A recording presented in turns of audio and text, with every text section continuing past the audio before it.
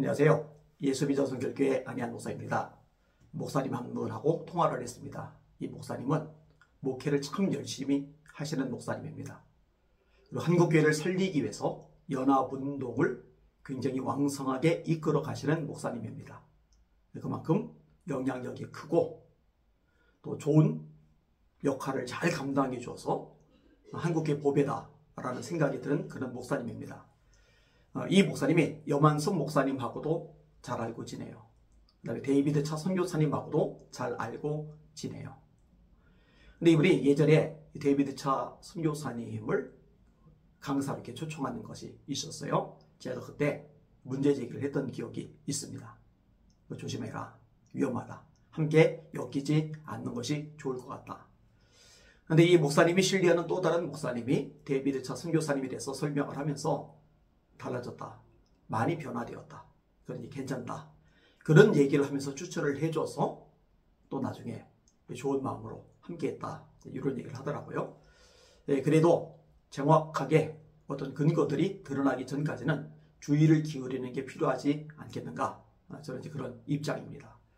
자, 이 목사님이 여만섭 목사님에 대한 이야기를 해요. 정말 귀한 분이로 생각을 하고 있죠. 그런데 데이비드 차 선교사님에 대해서 이번에 폭로한 영상 같은 거, 그건 좀 너무한 것이 아니냐. 꼭 그렇게까지 할 필요가 있었느냐. 이런 생각을 가지고 있더라고요. 전경훈 씨에 대해서는 해야죠. 진짜 문제가 많은 사람이니까. 그 목사님 말이에요. 그러나 데이비드 차 선교사님은 좀 경우가 다르다. 저는 이제 그런 얘기를 하는 겁니다. 그래서 제가 이야기를 했습니다. 전경훈 씨는 당연히 틀렸고 하나님 말씀에서 완전히 어긋났고, 데이비드 차 선교사님 역시 하나님 앞에 회개할 거 회개하고 정리할 거 정리하고 돌이킬 거 돌이키고 그 다음에 사역을 해야 되는데 이런 부분이 없다. 그리고 지금도 위험한 바람들 너무 많다. 한국교회 악영향이 너무 크다. 제가 그런 이야기를 냈습니다. 이런 목사님이라고 하면은요, 그리고 선교사님이라고 그러면은요, 하나님의 말씀을 전해야 됩니다. 바울 사도가 목회자인 디모데에게 명령하죠. 너는 말씀을 전파하라. 때를 어떤지 못 어떤지 항상 힘쓰라. 범사의 오래 참음과 가르침으로 경책하며 경계하며 권하라. 근데 데이비드 차 선교사님은요, 말씀을 전하는 데 전력을 다하는 게 아니에요. 국제 정세를 이야기를 합니다. 그쪽 교수는 아니잖아요. 그죠?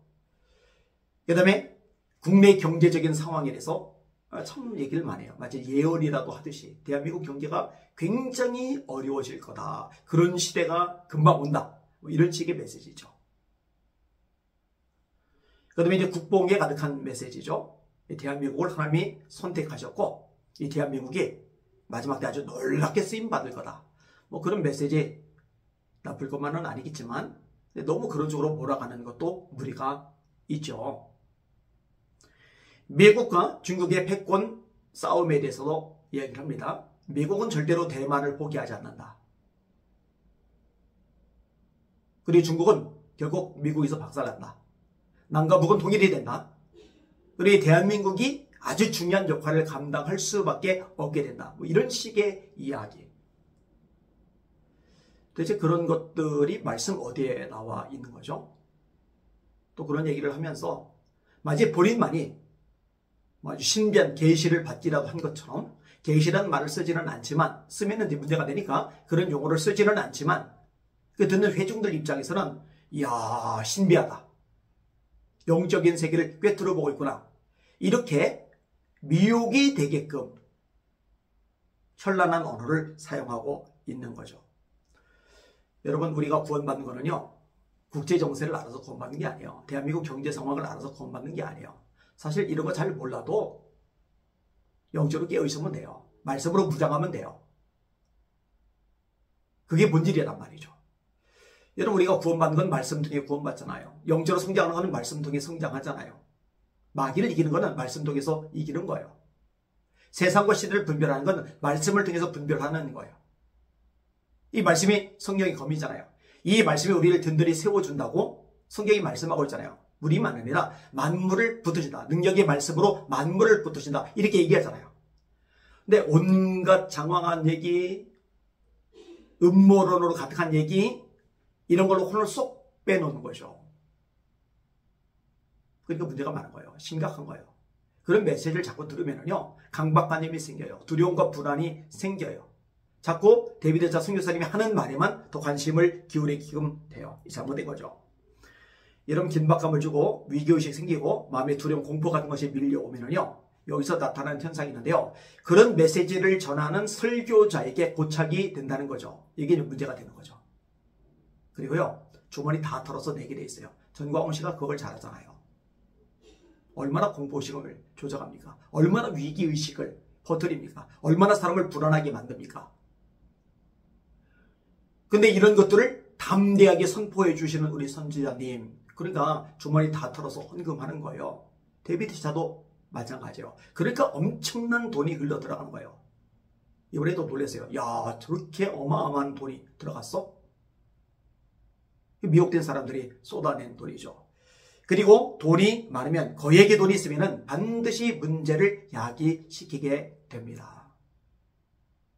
누구도 예외가 아니에요. 그게 정신 바짝 차리고 조심해야 되는 거죠. 속지 마시길 바랍니다.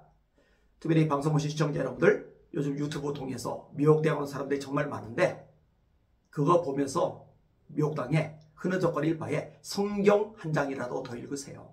성경 공부 더 하세요. 말씀 묵상하세요. 알게 된 말씀을 지키고 순종하는데 전력을 다하세요.